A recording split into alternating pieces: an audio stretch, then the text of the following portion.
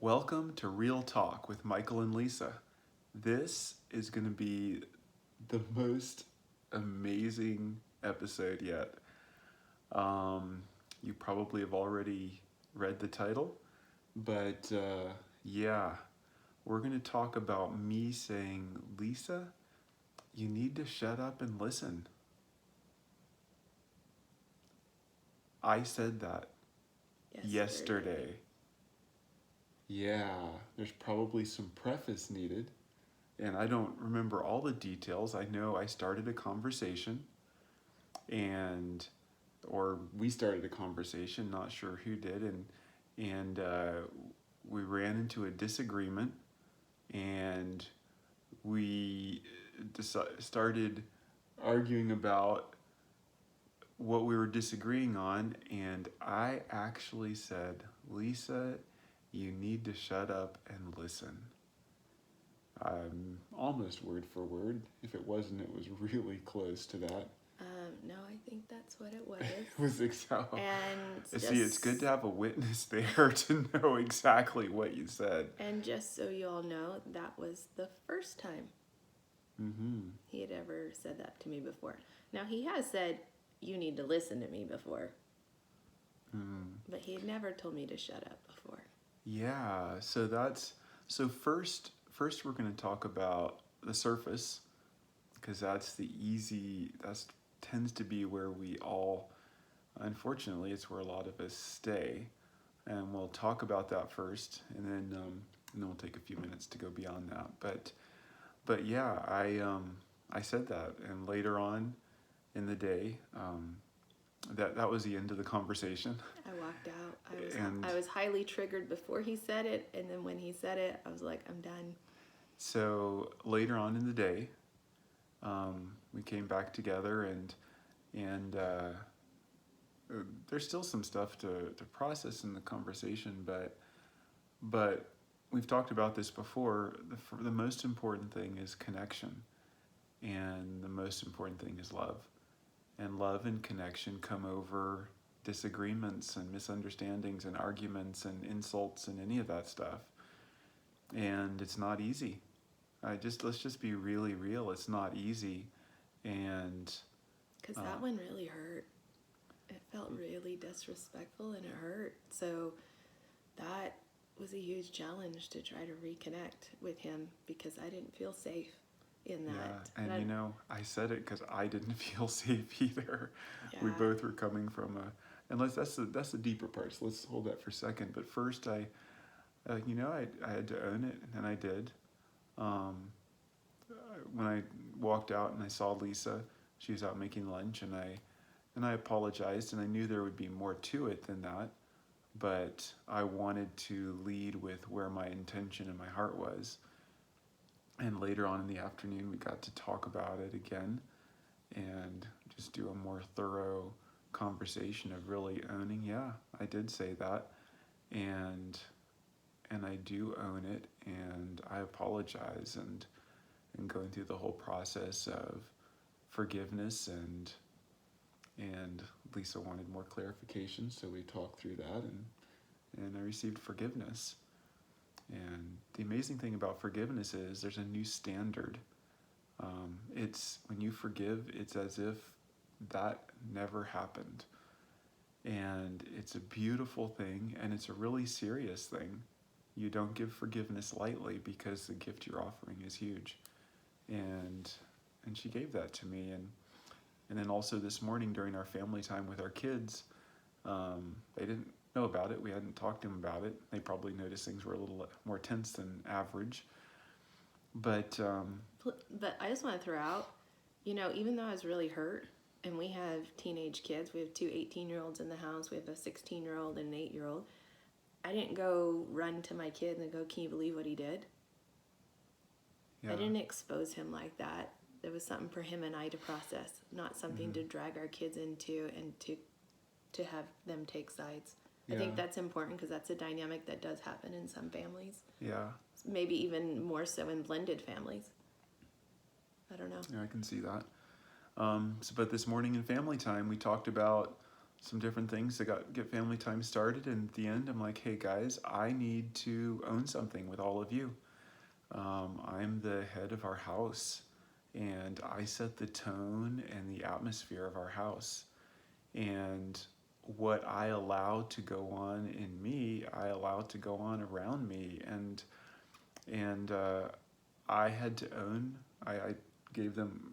We didn't talk about the disagreement, and that's. But I talked about, hey, I was disrespectful to mom. This is what I said, and I told them just like I told you guys, and I apologized to each one of them, and we talked about it for a minute, and I asked for their forgiveness, and to get a reset, even though they weren't there and didn't know, their spirits are still aware. And we just reset the bar of our relationship and our whole family dynamic. And there's still more to this whole process.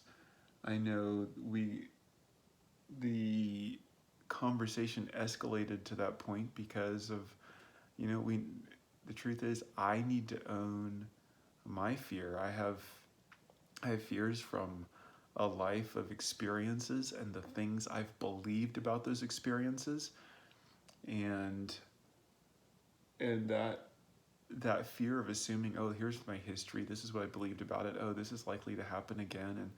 And I know I can remember when I was young feeling powerless to help, and feeling powerless and not feeling heard. And when in the conversation or in the argument we were having, I didn't feel heard, and so I could try to blame it on Lisa for not listening to me, and it would be nice if she had been listening, but that's not the problem. The problem isn't how she listened or not listened. The problem is I allowed the fear of believing I wasn't worth listening to, and the fear of believing she wasn't going to value me and listen to me. That fear is where my frustration and where shut up and listen, that's where that came from. Lisa's not responsible for that. She was part of the conversation, and she triggered my pain and my fear, but I have to own my pain and my fear. And that's a journey and a process I'm in and on, and I'm still learning. And I was triggered before that, so my trigger triggered him. And so when you're triggered, you're not thinking logically to process. So it actually isn't a great time to be trying to have a conversation. So after I identified I was triggered, it probably would have been a good idea for us to say time out and let's come back to this. But we didn't. And even though I had verbalized that, we didn't say, hey, let's pause.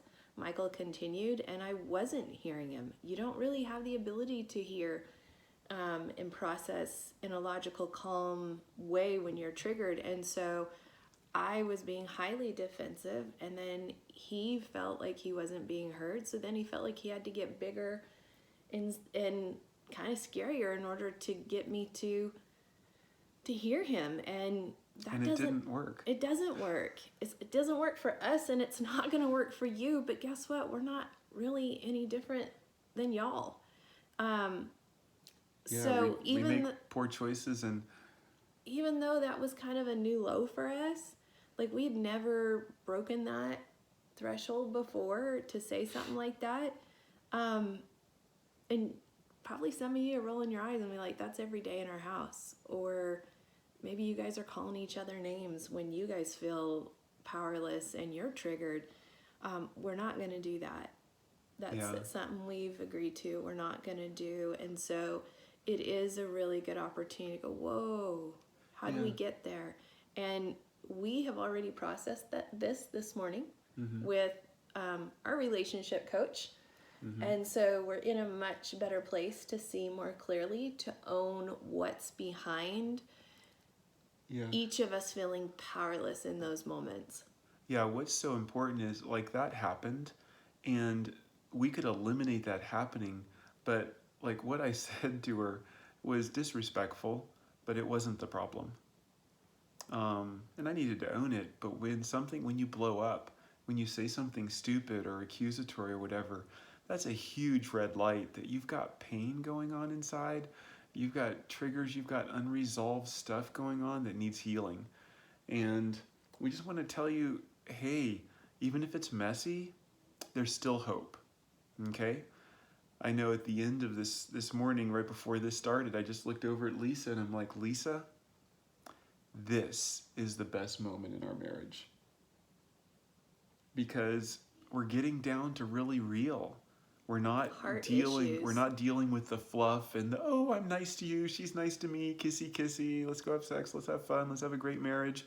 No, we're no. If we're gonna be fully known, that means the hurt and the pain has to be fully revealed also. And that was this yesterday was scary, and it doesn't always have to be like that. We can do a better job at pausing earlier or bringing up these topics sooner, but yeah.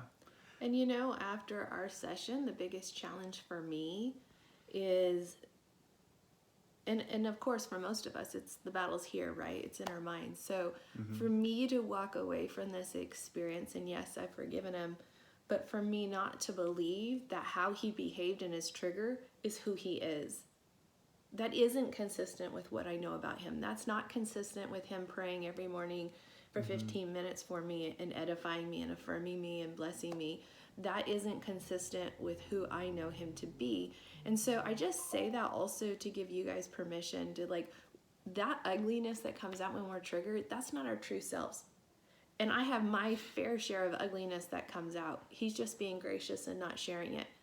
But that isn't my true self. And when he said that, that's not his true self. And we certainly wouldn't say that to other people. So, like, that's a challenge. It's a choice I get to go, no, I forgive him. That isn't who he really is.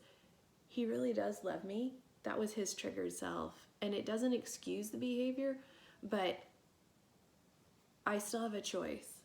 And he's owned it. He has owned it. So, anyway, we hope you hear our heart in this. We love you. And, you know, we love you so much. if you got triggers coming up in your relationship, you're normal. You're real. Listen, be real, be honest, be vulnerable. When you're angry, find the best way to pause and to separate, to cool down and see what's going on. De-escalate, but always come back together, because love and connection is why you're married. Love and connection is why you're in relationship. And we're always going to find triggers in every relationship somewhere, because they're in us. We carry them from past experiences and lies we've believed. We love you guys. We don't want to say everything in this talk because we got to leave something for next time. But I love you, babe. Love you We too. love you guys, and we want you to know there's hope. Have a great day. Bye.